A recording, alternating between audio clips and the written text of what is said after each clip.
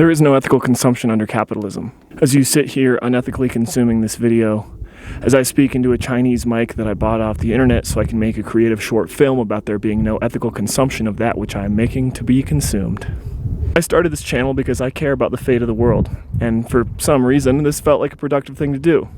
That maybe, if I poured enough thought and care and intention into something, it would transform into an emergent force that would set minds aflame with generative visions of a renewed world. But doesn't caring feel so futile? Why am I feeding my life force into this slop machine? Cutting everything into smaller and smaller pieces of short-form friendly clips, easing our digestion as we gorge. Shouldn't I be above all this? If I'm the person that I claim to be, I shouldn't need to seek validation from strangers or subject myself daily to this humiliation ritual of hypervisibility. What difference am I really going to make anyways? Like, what, am I going to run for president or something? Numbly staring into the video screen as we pretend that consuming content is some sort of revolutionary act. Who am I to seek to change the world? Wait. What are you doing here? No!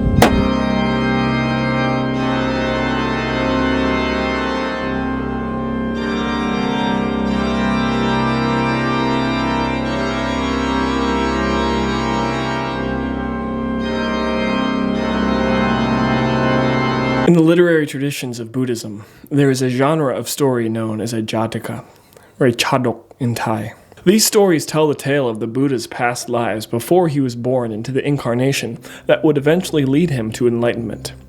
A version of one of the most famous stories in the Theravada Buddhist tradition, known as the Vasantara Jataka, goes a bit like this. King Vasantara, because Theravada Buddhism is a royalist tradition and all of the coolest guys are always kings, was born in India as a bodhisattva. Essentially, the pattern of this story is that King Vasantara makes a series of extremely irresponsible decisions because he's so detached from the world as an almost enlightened bodhisattva that he just doesn't care. He gives away his kingdom's magical, rain-causing white elephant because another kingdom needs it. Then all the villagers get mad at him, which results in his banishment, but he gives up his throne because he's just a totally chill guy like that. He leaves the cozy palace and takes his wife and kids to go live in the forest, which I'm sure his wife was thrilled about. Once they'd settled into their new digs, they took a vow of celibacy, which I'm sure was his wife's idea after she went from being Queen Baddie of the royal palace to a homeless forest hermit. Along the way, Vasantara keeps doing out-of-pocket things like giving away all of their horses, not bringing any food for the journey, etc. But at every turn and at every act of non-attachment to the material outcomes of the world, Vasantara and his family are rewarded by guardian deities that are guiding his soul's eventual attainment of enlightenment. Enter Jujaka, some asshole Brahmin who's only out for himself. A lot of the time in these stories, Brahmins are greedy, selfish, conniving little shits, and Jujaka is no exception. In the tale, he has a young, devoted wife who is described as a total baddie for some reason. Since she's a model wifey, she's always going to fetch him water in the village because this old man be thirsty. Naturally, all of the men in the village are super into this, and they tell their sorry-ass wives to get on her level. Tired of being wife-mogged by this god-tier mommy cell, all of the women of the village straight up attack her, totally ruining the vibes for everyone and certifying that this story does not pass the Bechdel test. Henceforth, Wifey Pie refuses to fetch Grandpa his water anymore, so he hatches a devious plan. Being the thirsty chopped unk that he is, he weasels his way into Vasantara's humble forest hut and asks if he can, just casually have Vasantara's kids to be his servants, because an old Brahmin would rather abduct some kids from a bodhisattva than just fetch his own water. And what does Vasantara do? He says, sure, and hands his kids over to this predatory old man. Jujaka immediately starts abusing the kids right before his eyes, but Vasantara is so locked into the spiritual quest of non-attachment that he doesn't allow himself to act on his anger, and his children are taken away. As his children beg for his help while they are whipped, tied, and dragged off, Vasantara does nothing.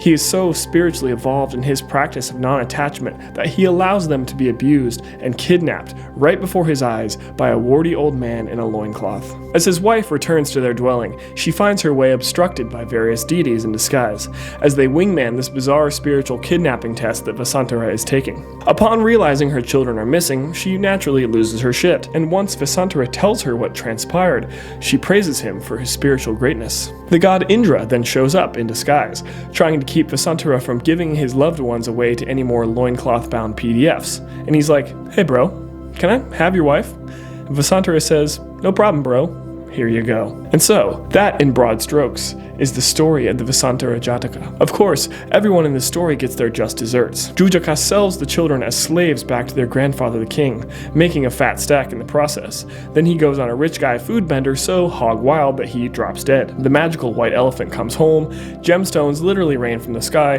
everyone gets rich, etc. The spiritual feats that Vasantara achieves in this story are considered so meritorious that in his next reincarnation he is born as Siddhartha Gautama, he who would eventually attain enlightenment and become the Buddha. So, what the hell am I supposed to learn from this story? That it is spiritually righteous to be so selflessly detached and on your own journey that you act selfishly towards others around you? That it is meritorious to be perfectly non-attached to the consequences of any and all material outcomes in this world, even if that means subjecting your own children to the abuse of a miscreant forest hermit that seeks to enslave them? The soul of Vasantara, that which would achieve enlightenment in its next incarnation, was stuck in the wheel of samsara, the endless suffering of the cycles of death and rebirth, but it was glimpsing the end of this torment, and the answer was to deny the people he loved of comfort, safety, and care. This is the path to enlightenment? One assumes that he would not have known that he was so close to enlightenment. He may have felt spiritually evolved, but he died in that body without ever becoming the Buddha. So did he die feeling that he had betrayed the trust of his wife and children and kingdom for nothing? Mystical and magical elements of the story aside, he did not know that he was going to reincarnate into a Buddha. In fact, even if he had known, his very clinging to the outcome of Buddhahood would have undermined his journey of non-attachment. Thus is the paradox for the quest of enlightenment. If we assume that Vasantara was a mortal man that had no knowledge of his soul's next iteration, then his actions were just a result of him living his dharma. His incarnational journey led him to a certain set of beliefs and actions, and he committed to them so single-mindedly that he did things that on the surface appear unforgivable, unfathomable.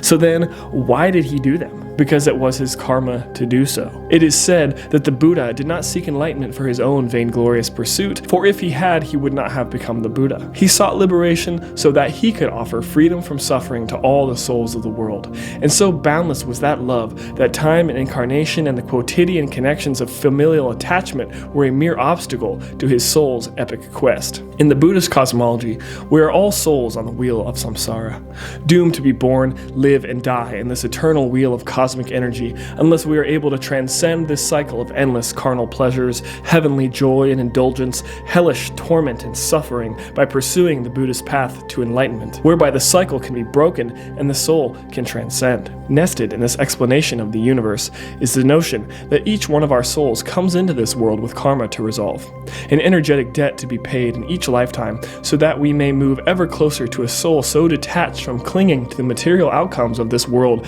that we are allowed to break free of them forever. But clearly this journey takes lifetimes, and we are all instilled with the free will to choose to embark on this path or stay hooded by delusion, desire, and lust. Whether or not we seek Buddhahood, and with the culturally specific meanings of Vasantara's story aside, the lessons of the Vasantara Jataka are thus. Those of us who are lucky enough to be born, live, and survive into adulthood have a choice. Do we listen to the shining truth that we know in our hearts? Are our minds unclouded enough to even know what that truth is? Maybe. To use a completely random example with no relevance to me personally, you took a heroic dose of mushrooms in your early 20s and realized the profound interconnectedness that we all share as living, breathing beings on this earth. What then does one do with that knowledge when we live in such a fallen world? As far as we can tell, trapped in our little minds and bodies, this is the only swing at incarnation that we will have. So then, do we choose to live out each day in service to discovering a higher truth in that incarnation, even though we have no earthly idea what the outcome will be? The world is full of distraction, deviance, delectable invitations to stray from the righteous path, and they are often disguised as the path itself. A lust for personal power may cause one to stray from the path, cloaked in self-righteous spiritual artifice, as the illusions of desire bend inward and distort the judgment so thoroughly that one could end up sycophantically serving that which they had previously claimed to detest. What real difference can one person make in one lifetime? A lifetime of difference, of course, but also the time timescales that we exist on are far more expansive than that of a single human body. In theory, the soul of the person that would eventually become the Buddha lived an infinite number of lifetimes before ever attaining enlightenment. But in each lowly incarnation, it became closer and closer to breaking free of the cycle. You, watching this video right now, presumably have been incarnated into a fleshy mortal body. Unless you're an AI, then I have no idea what you are. Each day, the sun rises and sets around you, and you are given that time to seek, to love, to yearn, to be, to know. But the path before you is infinite, and you are beset by mental leeches that seek to cloud your mind and your judgment. If you do not know your truth, you must find it. But where to start is often unclear. But the righteous path is one of love, a love so expansive that it transcends the borders of time, the thin borders of the self, radiating outwards into generations of beings that will live and love long after our names have been forgotten. That is the truth that Vasantara knew. Which is why this video is brought to you by the Burpy Gurpy Maggot Slurpee at the bottom of my compost bucket. What's good, King? Are you tired of getting high on gas station boner pills and the bottle of hand sanitizer from the bottom of your Mima's dusty old handbag? Well, dip my balls in sweet cream and squat me in a kitchen full of kittens. Have I got a product for you? My Industrious Army USDA certified all-American grown maggots have been hard at work making the finest, stinkiest, dirtiest dumpster sludge on any side of the Mason-Dixon. You can take that to the bank. All you need to do is take a little shot of it each morning, straight from the bottom of the good bucket. Benefits may include maggot breath, wriggly posture, voracious larval appetite, beady little eyes, and never-before-seen levels of sexual charisma. Go to omgmaggots.com today to get your bottle of Billy Bob Bojangles Slurpy Gurpy Maggot Juice. And don't you forget, if it ain't maggot juice, it ain't no use. Now, back to our regularly scheduled brainwashing.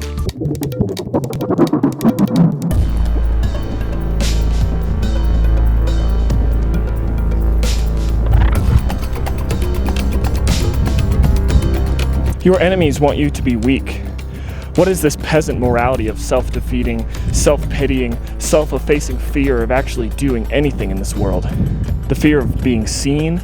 The fear of being exposed as a cringe embarrassment as we all seek to grasp for eyeballs as some form of revolutionary politics in this attention economy owned and operated by the very oligarchs that we deride as we strive to make more subversive content for the platforms that they own? We are all morally compromised. If there is no ethical consumption under capitalism, then there is no ethical existence under capitalism. And thus, we are all stained by the same mortal sin of daily necessity. Did you pay your taxes this year? Well, I hope the IDF sent you a thank you card for the bombs you bought for them. Help to build the cage or die homeless in the street. That is the freedom that we are offered. It was this very project that fed its sons into the maw of the wars that built this country, screaming freedom as they fought to exterminate every last person that dared to live outside this bloody, gilded cage. This is our heritage, the ecological reality of our daily life. So then, do any of our petty differences really matter? To sit and bemoan personal failings or obsess over factional infighting is a coward's morality. A morality that is preoccupied with cringing at and critiquing the foibles of others, while our futures are planned by those we claim to detest. We cry out in fear as they tell us what to expect, and then we return to the numbness of the infinite scroll, and we scoff at those who deign to propose that seeking power over a morally compromised system is the only way we walk ourselves back from this ledge. The system is a weapon, loaded on the table. Its deadly force cannot be transcended through moral virtue. If you don't want the weapon pointed at you, or the people and things that you love, you must seize it using the means at your disposal. Only when the weapon is in your hands can you disarm it. There is no other way. Ah, my son, enraptured in rage once again, bucking against the immortal waves of chaos that crash over your soul at every living moment. The fruits that are reaped today were sown millennia before you ever set eyes on the sun, and they will continue to spread their seeds long after you have turned to dust.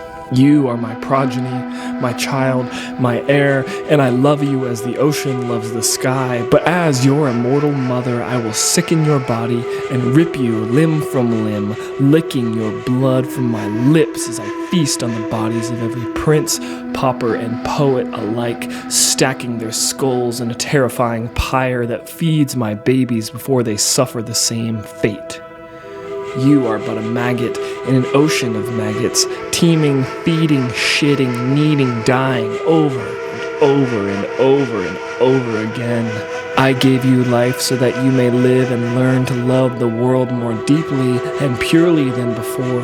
A feral love that grows in the cracks of your mind. A mind that has been colonized by the extractive forces of mental enfeeblement. Rewild your mind, my child, and allow the promiscuous roots of untamed vision, fearless imagination, and an unbounded desire for truth spread deep into your heart. I urge you to seek wisdom that your soul will carry with it for an infinity of incarnations before I drain you of your lifeblood and crush your carcass into the dirt.